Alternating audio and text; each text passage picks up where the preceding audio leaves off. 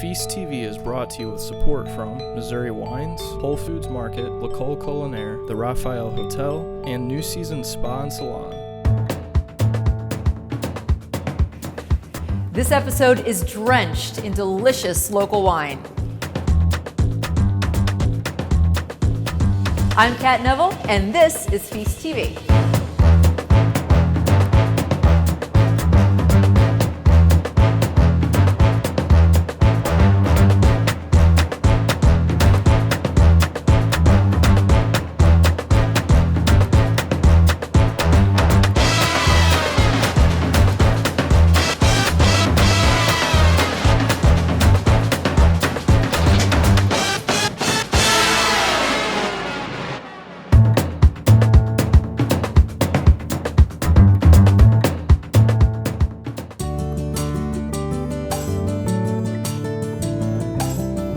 In this episode, we're exploring local wine, and in fact, I am here with winemaker Dave Johnson of Stonehill in Herman, in the heart of Missouri wine country, and we are in these beautiful hand-dug cellars that were started in 1847. There is so much history to Missouri wine, and not only does it impact our food culture, the wine industry has a massive impact on the state's economy. So, Dave, you have been here at Stonehill since when? 1978. So you have the long view of what has really happened in the wine industry. Absolutely. You know, when I started, the Missouri industry was really in its infancy. And so we played a big part here at Stonehill in bringing the industry back. Jim and Betty Held restarted the winery in 1965. Between Prohibition in 1919 and 1965, they grew mushrooms in all the cellars. Well, Prohibition, I mean, it was the death knell for the local wine industry. It really was. You know, the entire wine industry ceased to exist. And there were 26 wineries here at that time. So Here, just in Herman. It was the lifeblood of this town, and it was really economically devastating. Well, and Stonehill was founded in 1847. At the time that Prohibition came about, wasn't it the third largest winery in the world, in the country? At some point in the late 1800s, they were producing well over 1 million gallons of wine a year. And it's believed that that may have been the second largest winery in the United States and maybe the third largest in the world. The wines that I've enjoyed at Stonehill, it ranges from an inky, rich Norton to an incredible cream sherry to a sparkling rosé. I mean, you're making so many different, beautiful wines. Is there a particular style of wine that you prefer the most? That's like asking someone who their favorite child is. It's exciting to be able to see all the different methods that you're using here to vinify all of these beautiful wines that you're making. Yeah, we're trying to mix the old with the new. Modern technology is a big part of the consistent quality that we've been able to obtain over a long period of time. Achieving that level of consistent quality is something that requires a great deal of education. There's a program at Mizzou, the Grape and Wine Institute, that is helping to advance knowledge in enology, and we're going to head there next.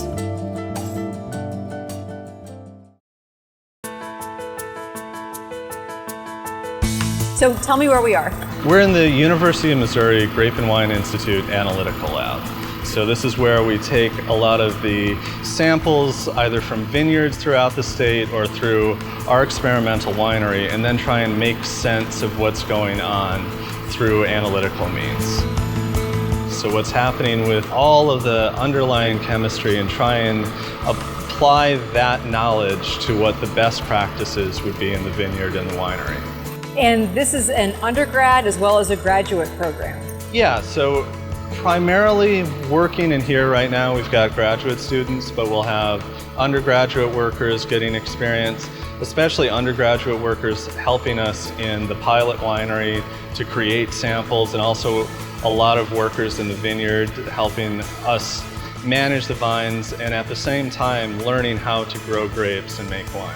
If there had been a winemaking degree when I was in school, I don't think I would have majored in writing or art history.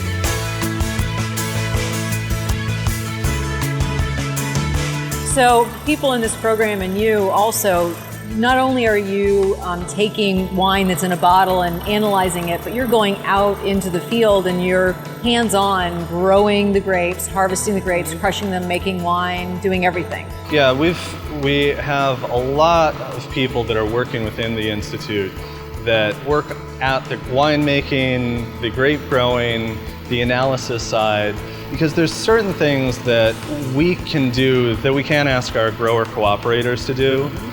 On the other hand, there's certain projects that it makes complete sense that we go out to one of the established wineries and we say, can we get some samples of how you are doing things?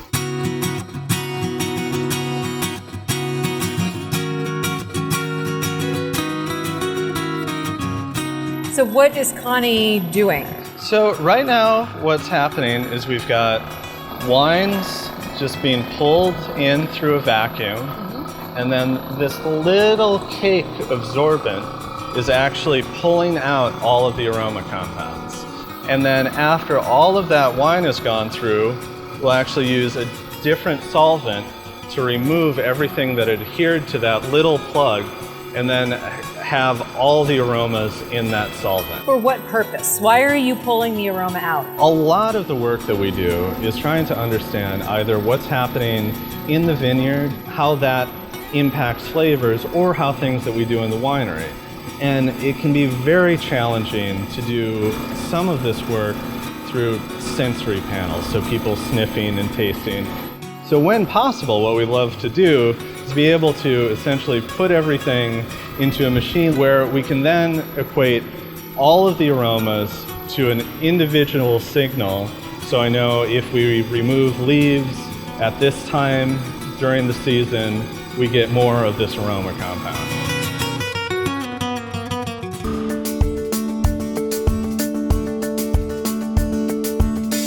So this is the winery. This is the winery. Well, show me around. I'm excited to see it. Thank you. So are you doing the crush here and everything? Do you bring all the grapes in? Yes, we have a little bit of a courtyard outside, and then we just do all the processing right here. So it's quite an active place in the fall as we try and get everything done. Anyone who is a good winemaker in the Midwest will be a great winemaker anywhere else because it's so challenging here. Yeah. I view it as we're trying to prepare people for everything that can happen so that they have solutions no matter what Mother Nature throws at them, that they can make a quality wine. In Missouri specifically, the wine industry accounts for a huge amount of just our state economy. And so many people are employed by this industry. So the idea that we can, through science, impact that industry and the art of what is being produced at these vineyards, I mean, to me, that's really exciting. Yeah, well, and it helps everyone. It makes the entire industry both more economically and environmentally sustainable. I could nerd out on wine all day. Yeah.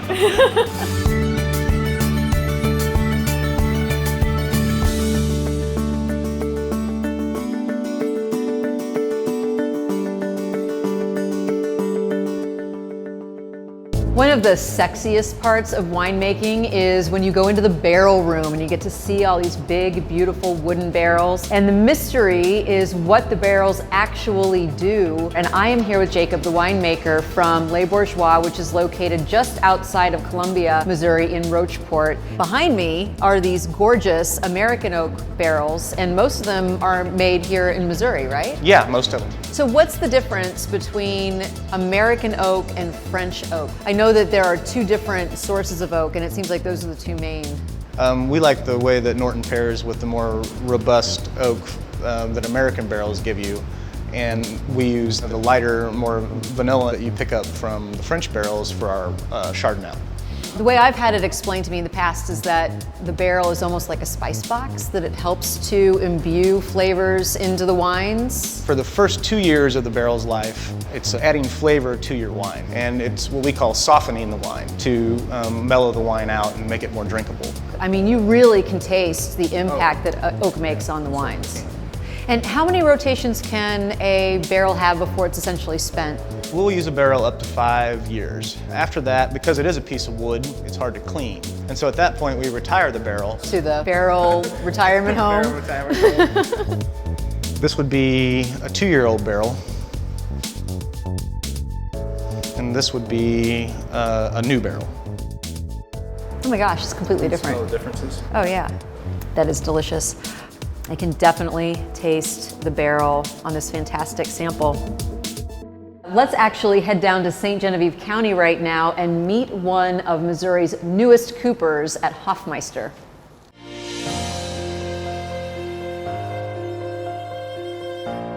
We took these beautifully windy country roads through St. Genevieve County to come here to Hofmeister Barrel Works, which is a small barrel works in comparison to some of the big players in the industry. But what's exciting is that it is new. And there haven't been a lot of barrel works to open up recently. And so what brought you into this industry? My parents started a winery in 1983, and so I'd been around the wine business for a long time. I was also working full-time in the beverage industry and working with some microbreweries, and I was looking for an opportunity to start a business, and I started looking into what it would take to make barrels, and literally it was 10 years between the time I had an interest in it till I found some people who said, I can train you and teach you in this if you're really, really interested. 10 years? Yeah.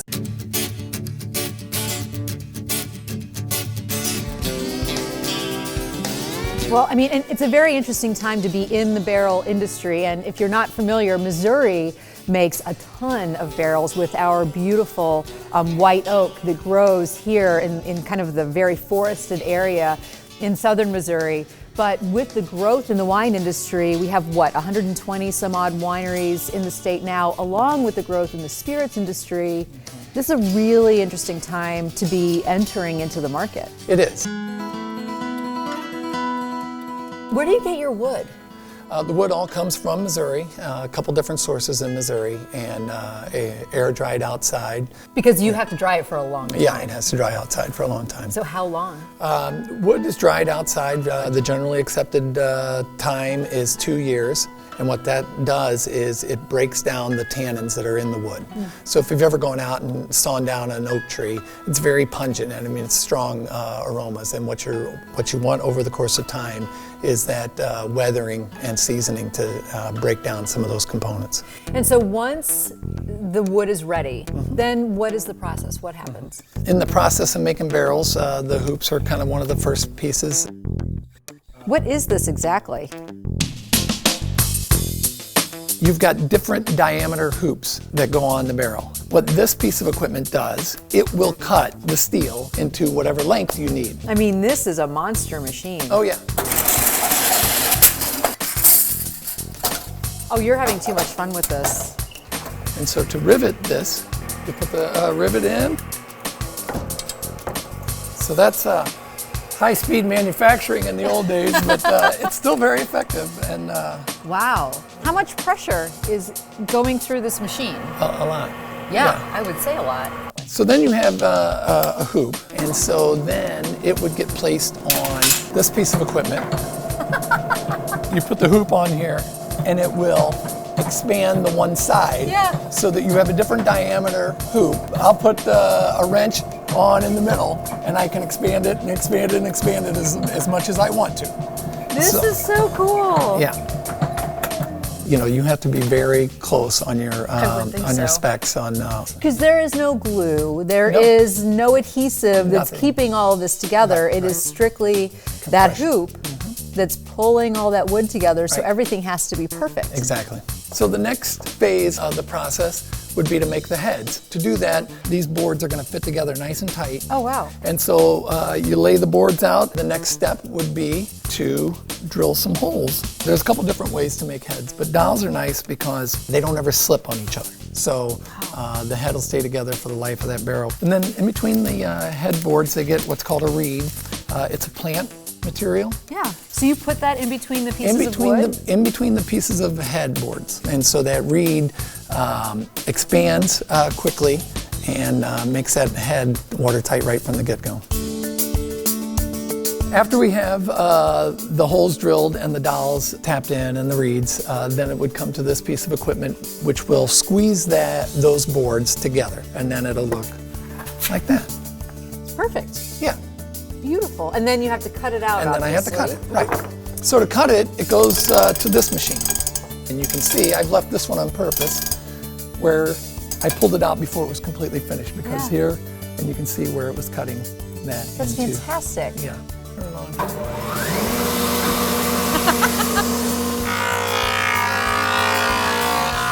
And so you'll run it through the planer a number of times, and it'll begin to plane that down to a set thickness. The jointer cuts this board. Yeah, you can see that And it's more narrow here than it is in the middle. It's been cupped. Oh, I see. So it gives the image that it's already been bent along that, but it hasn't. It's I just can't believe that this is going to be bent into the shape of a barrel. That's incredible. They are beveled such that when you bend it, those will match up perfectly. So you continue that process all the way around till you have boards completing that circle. You draw it tight with the cable, and you put one of the oversized hoops on it so that it all stays together when you're heating it. And then it would look like this, where that barrel is going to be put on the fire and made ready to bend. We'll take those boards and you want to heat them up to where they get nice and pliable and flexible. And so you add a little bit of moisture on the outside of that barrel to make sure that it doesn't become brittle. Stays pliable. Right, stays a little bit more pliable.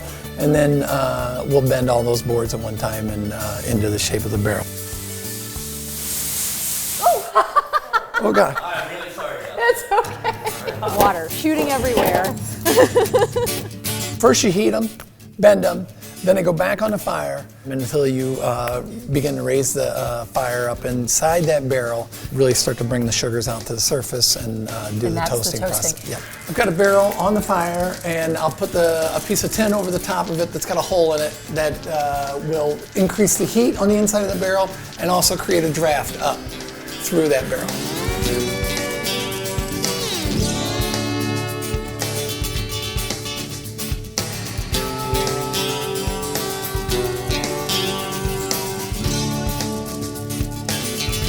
So why does it matter to you to be making the barrels differently?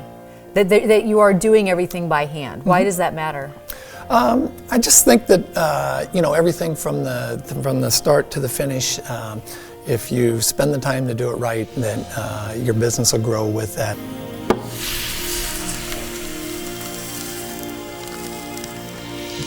Now that we've seen how these amazing barrels are made, let's head to a winery in New Haven, Missouri. Robler Winery has been in business for 25 years, and they are making fantastic French-style wines using our locally raised Native American grapes.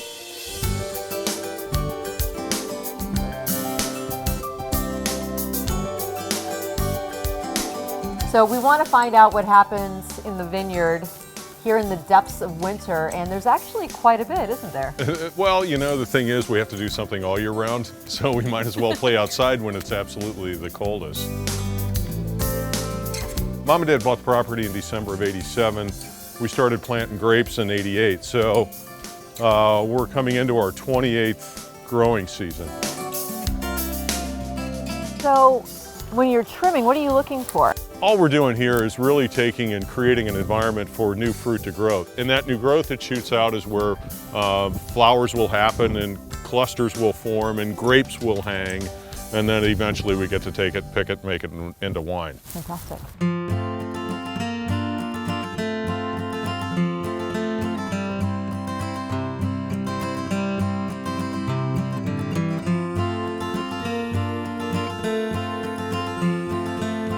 Okay, so we'll go ahead and go through the bottling process here.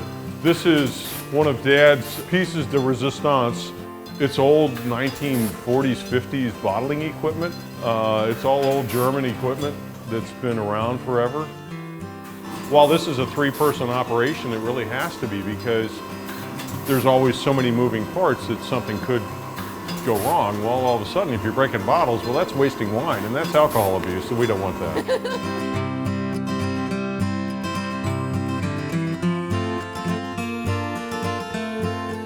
there's a craft definitely in creating a wine, but the art is allowing the environment and then the winemaker to kind of work together to create what comes out. The art is science and the science is art. Those things come together. You know, we have all these great grapes here, and really the idea is how do we extract the land character, the history, all of those things, and we do it through methods and techniques that are very old world. You're growing our native varieties, but you're vinifying it in an old world way. One of the big things that I've found is that you have to understand what exists in order to know how to get there.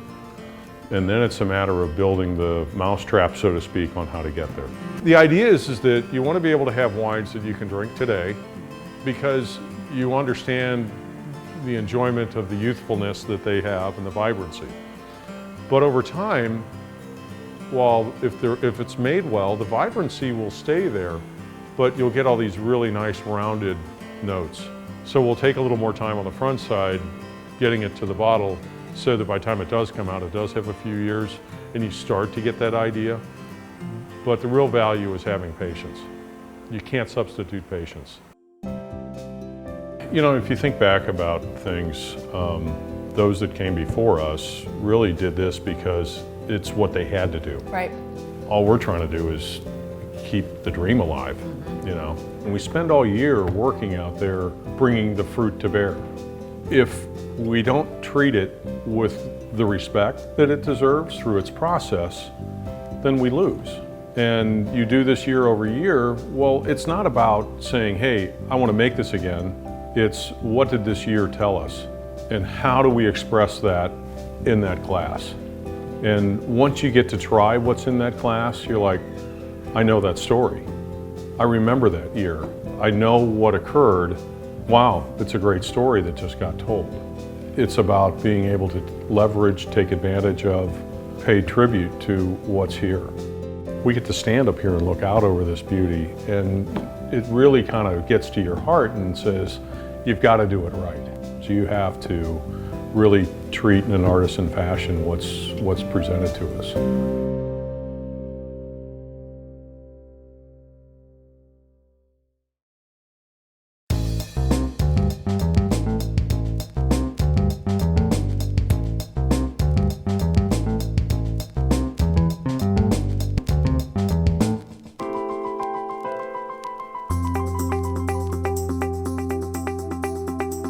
I always love visiting Missouri wine country, driving through those rolling hills. It just puts me totally at ease, and it has nothing to do with tasting wine along the way, I can tell you that. I am making a dish. It's actually one of my very favorite things to make at home on a chilly evening when I want to tuck into something warm and comforting. I am making risotto. And risotto, just like pasta, is something of a blank slate. You can add anything and everything that you want to it, and wine is a key component to the flavor of risotto. So I am going to be working with a Montel Seyval Blanc, and I've chosen this wine because it is dry and it also has a really nice crispness to it that is going to play beautifully off of the Parmigiano Reggiano and all of these earthy mushrooms, and then also the sweet carrots and peas that I'm going to be adding. So I'm going to get started by sauteing the carrots and the mushrooms. I'm just going to add a little bit of olive oil into my saute pan, which is already heating.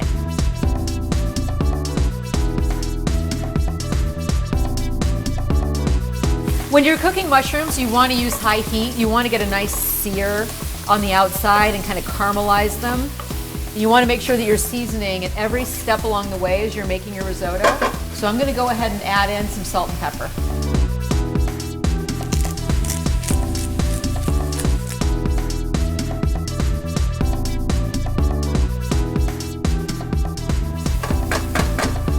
So while I have a second, I'm going to go ahead and get my broth and my wine to a simmer, because that's the trick of cooking a really great risotto, is that as it is cooking, what you're doing is you're ladling in already hot broth and wine to kind of keep that moving forward. You don't stop the cooking process.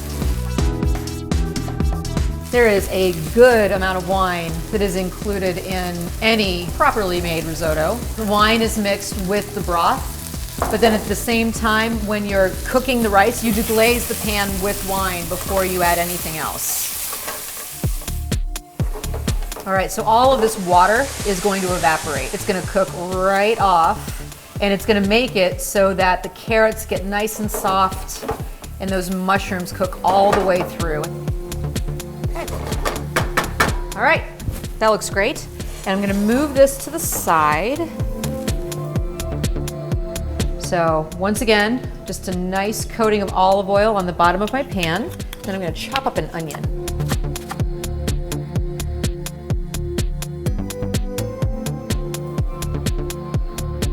Now the rice that you use in risotto is called arborio rice. The grain is very short and it's kind of fat.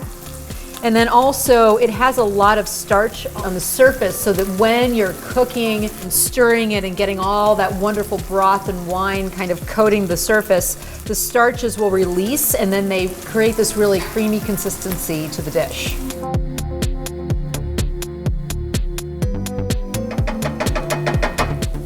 Now here is where we add that first layer of wine. Again, this is a Seyval Blanc, so it has that wonderful crispness. So rather than using broth at this stage, I'm using wine so that all of that very specific wine flavor is the first thing that's absorbed into those grains of rice. All right, so we're there. You can see that the rice has absorbed the wine, and it's just time to start ladling. Then I'm gonna go ahead and stir in my mushrooms and carrots so that they can really kind of infuse themselves into the risotto before I add the last bit of broth. Risotto just makes me happy. It's just one of those dishes that when you get a big bowl of it, oh, it's a comfort dish to me.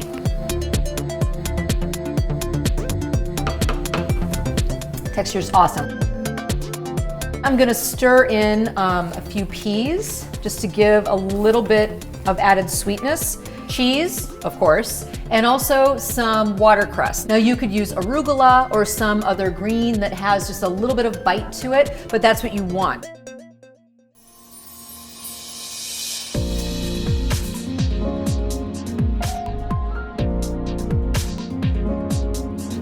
This looks delicious. I am very eager to dig in, and I'm pairing the risotto with the exact same wine that I cooked with. And so that's a Seyval Blanc from Montel. Montel is in the Augusta region of Missouri, and the wines from that particular region are very distinct. They're lovely. It's gonna be a fantastic pair with that warm, delicious risotto. Wines aren't just for drinking, you should be cooking with them as well. So cheers to our fantastic local wines, and I'll see you next time.